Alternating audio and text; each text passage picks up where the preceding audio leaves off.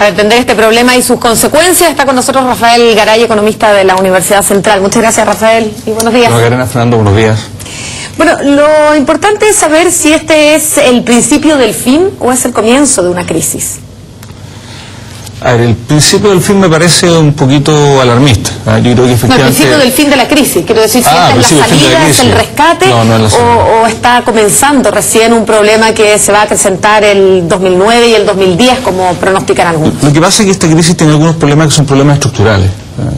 Por problemas estructurales queremos hablar, ¿cierto?, de un mercado que está débilmente regulado, donde hay instrumentos financieros más sofisticados que directamente no tienen regulación y por lo tanto no se sabe los niveles de riesgo que tienen.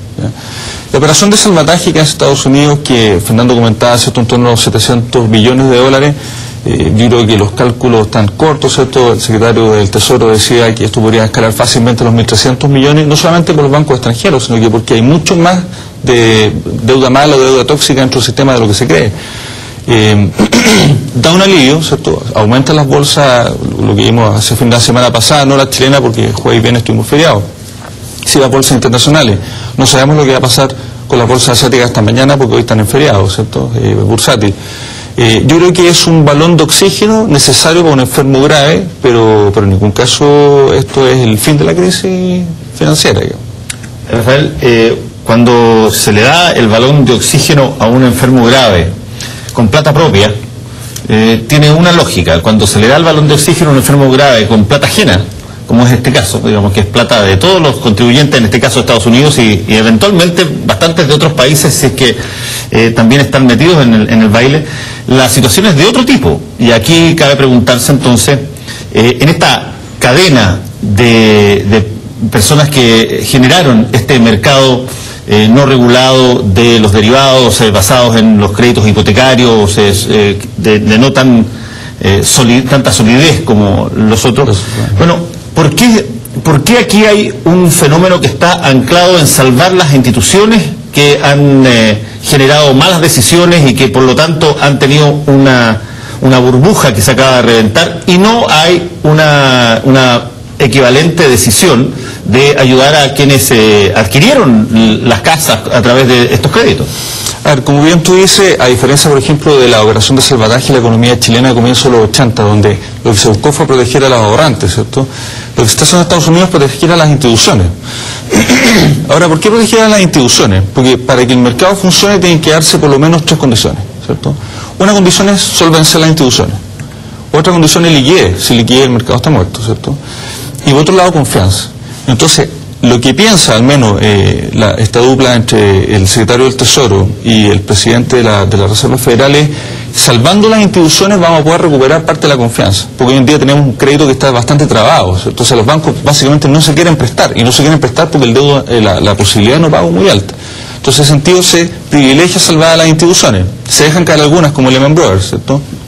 Se salva, Freddie and Fannie se salvan, ¿cierto?, por intervención de federal. Claro, exactamente. Y también se salva AIG, que tiene operaciones en 130 países, y ese sí hubiese sido un colapso muy grande, pero el gobierno se queda con la propiedad. Entonces ahí está la típica discusión de, bueno, dejamos actuar hasta que se equivocan, entonces ahí ponemos los recursos estatales que son de los ahorrantes, ¿cierto?, de los pagadores de impuestos.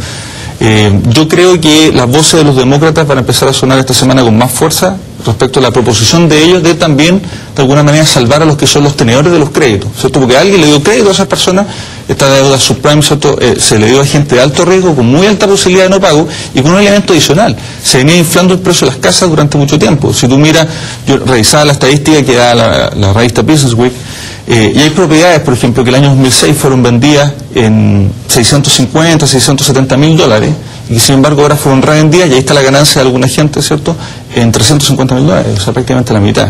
Pero yo creo que tiene que haber un rescate a la gente que es tenedora de esta deuda en este momento. El efecto en Estados Unidos es conocido y hay otros países, grandes economías, que también se van a ver muy afectados. De hecho, hoy día el secretario del Tesoro aparece en los diarios pidiendo a sus pares que tomen medidas similares para poder sacar y rescatar esta economía a nivel mundial. Pero ¿cómo se va a notar en Chile y cómo le puede afectar a un chileno medio? Yo me imagino que muchos de los que tienen, por ejemplo, su plata en las AFP, los fondos más riesgosos, yo misma mirábamos cómo caían las bolsas en todo el mundo y uno dice, escúchame, AFP, ¿cuánto tendrá invertido en Brasil o en otra de las bolsas en Rusia, que cayó un 20% en un día? No sé. A ver, yo creo que primero hay que llamar un poquito a la calma. Yo creo que sobre todo el día martes lo que se dio, bueno, entre lunes y martes la semana pasada, lo que vimos un episodio de pánico bursátil, ¿cierto? Donde todos tratan de sacar sus recursos de la renta fija, o sea, de renta variable, y llevarla a otros instrumentos de depósito de valor. En el caso de Estados Unidos, el oro, ¿cierto? Que en 2 días subió un 13%. En el caso de Chile, el dólar, ¿cierto? Depósitos de valor tienen menos riesgo, por lo tanto yo saco mis recursos. Pero lo que la gente muchas veces no ve es que, por ejemplo, los fondos de pensiones son inversiones de muy largo plazo. Por lo tanto, si yo salgo de un paquete accionario ahora y lo llevo a renta fija, la pérdida que yo ya hice no la voy a recuperar jamás. Y hay pérdidas que se recuperaban incluso durante la misma semana. Entonces yo llamaría a ser cauteloso en el retiro de los fondos. Yo creo que no es el momento yo estoy en el fondo A y también he perdido mucho, entonces yo creo que no es el momento de cambiarse de fondo, sino que es el momento de tener tranquilidad y ver un poco lo que pasa. Es difícil un colapso generalizado que lleve a que las empresas quiebren. Lo que va a haber es pérdidas fuertes ahora y después va a haber una recuperación, en la medida que el gobierno americano y otros gobiernos también, ¿cierto?, sobre todo las economías desarrolladas, logren levantar liquidez en su mercado. Oye, Rafael, hay una situación que yo creo que es preocupante, porque nada de esto podría haberse hecho con este mercado sobre la base de estos créditos, entre comillas, tóxicos. Nada se podría haber hecho si es que no hubiese habido un evaluador de riesgo que dijera que los créditos eran buenos y que los activos que los bancos tenían sobre la base de esos créditos eran AAA, fantástico, estupendo. Por lo tanto, la gente de buena fe, que le gusta trabajar en el tema de las acciones, colocaban sus platas y compraban los bonos y compraban los papeles que eran emitidos con el respaldo de estos créditos hipotecarios pésimos.